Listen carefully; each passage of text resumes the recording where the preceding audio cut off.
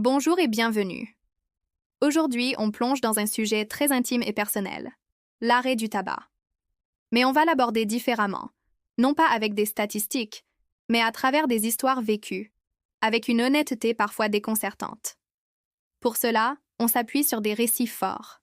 D'abord, l'histoire détaillée d'un homme qui a été un très gros fumeur pendant des décennies, jusqu'à 100 cigarettes par jour par moment, et qui a fini par trouver le chemin pour s'en sortir après d'innombrables échecs.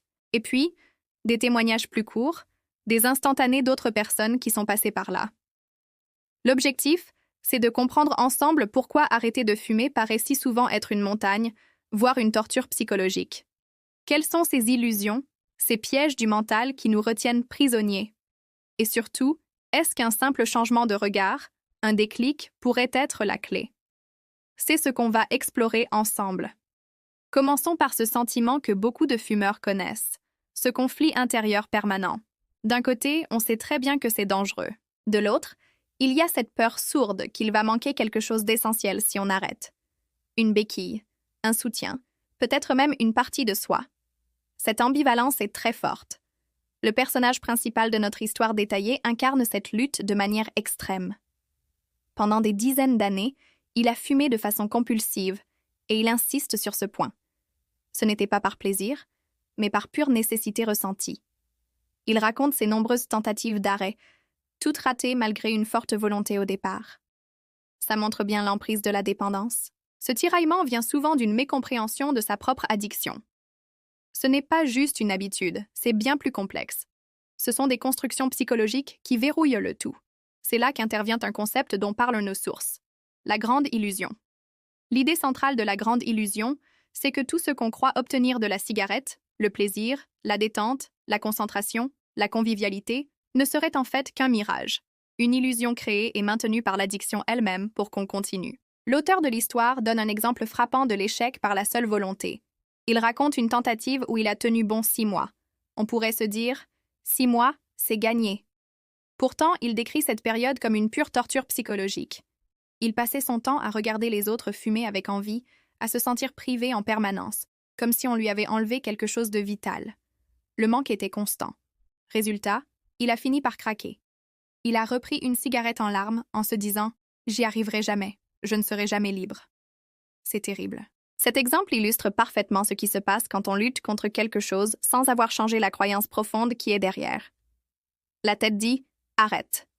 Mais les tripes crient « J'en ai besoin pour vivre ». Ce combat interne est juste épuisant. C'est la volonté contre l'illusion. Et si on ne change pas de perspective, l'illusion gagne souvent.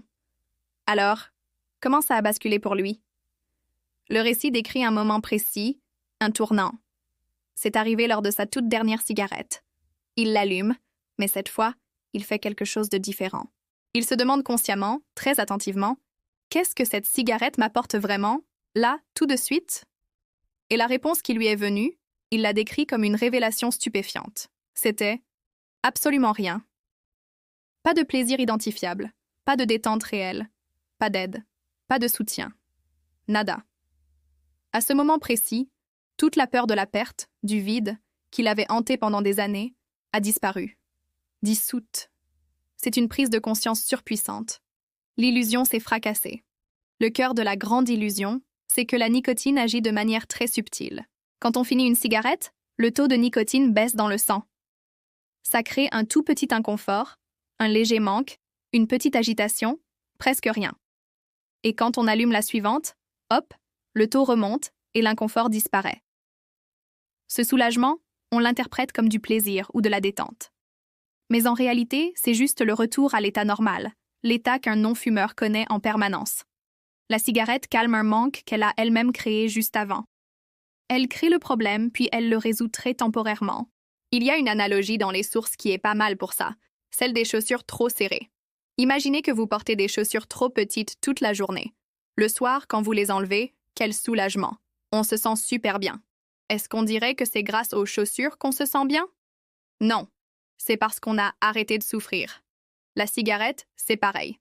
C'est la chaussure trop serrée. Elle crée l'inconfort du manque.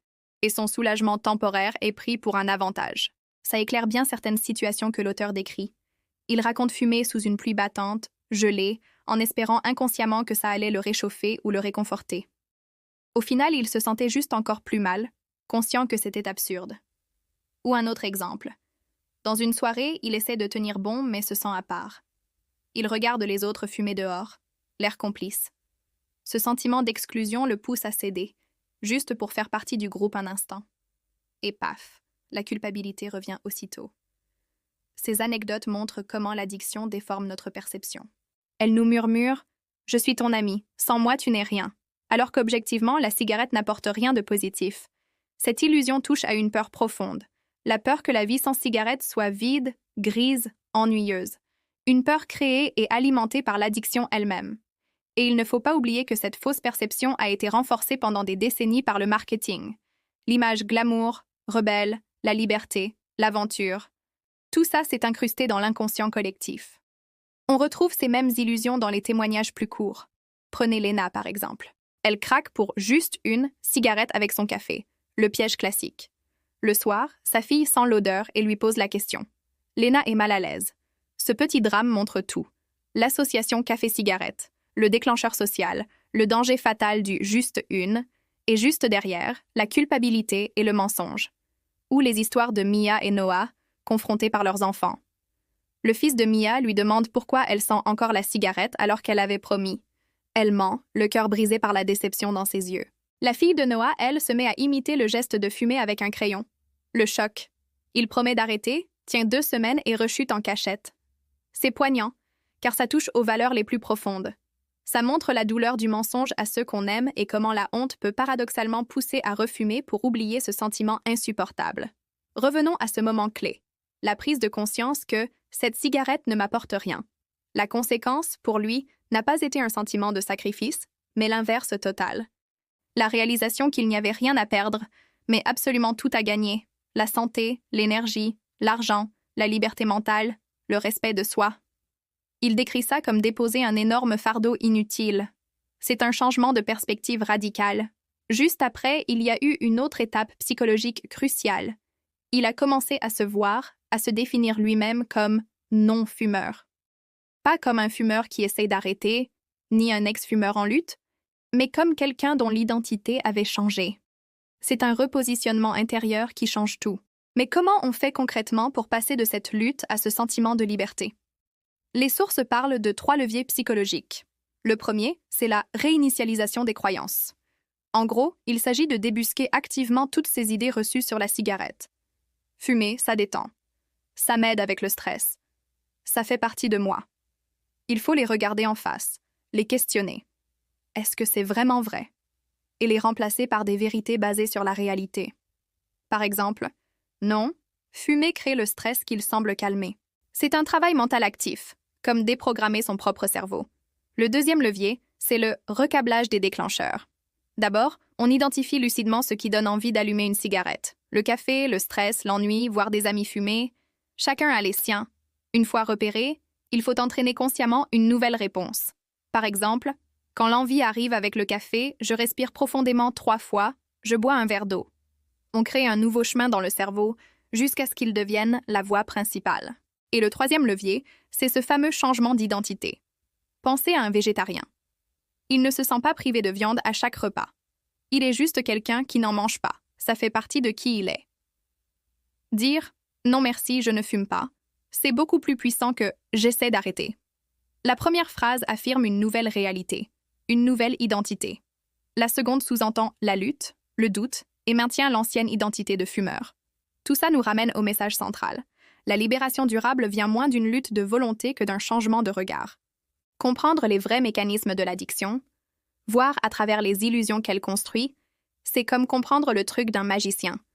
Une fois qu'on a compris, on n'est plus dupé, et l'effort pour résister devient beaucoup moins grand. La grosse difficulté, c'est cette croyance que la cigarette apporte quelque chose de bon, alors qu'en réalité, elle ne fait que créer un manque puis le soulager très brièvement. Lutter contre ce fantôme sans démonter l'illusion, c'est s'épuiser pour rien. La sortie de ce piège commence par une reconnaissance honnête. La cigarette ne m'apporte rien d'essentiel, rien de précieux. C'est du vent. De cette clarté naît le changement de perspective. Arrêter n'est pas un sacrifice douloureux, c'est un gain pur, une libération.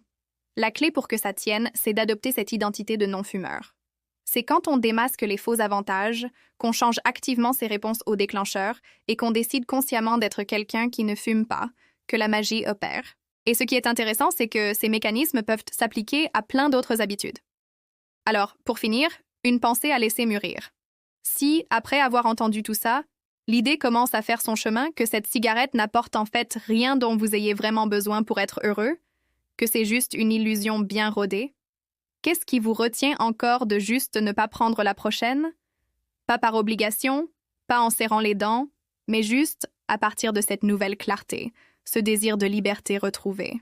Quel serait le tout petit pas que vous pourriez faire aujourd'hui dans cette direction, juste pour voir ce que ça fait de choisir la liberté? Merci beaucoup de nous avoir écoutés. Prenez soin de vous, restez curieux, et si ce contenu vous a plu, n'hésitez pas à vous abonner et à partager. À très bientôt pour une nouvelle exploration.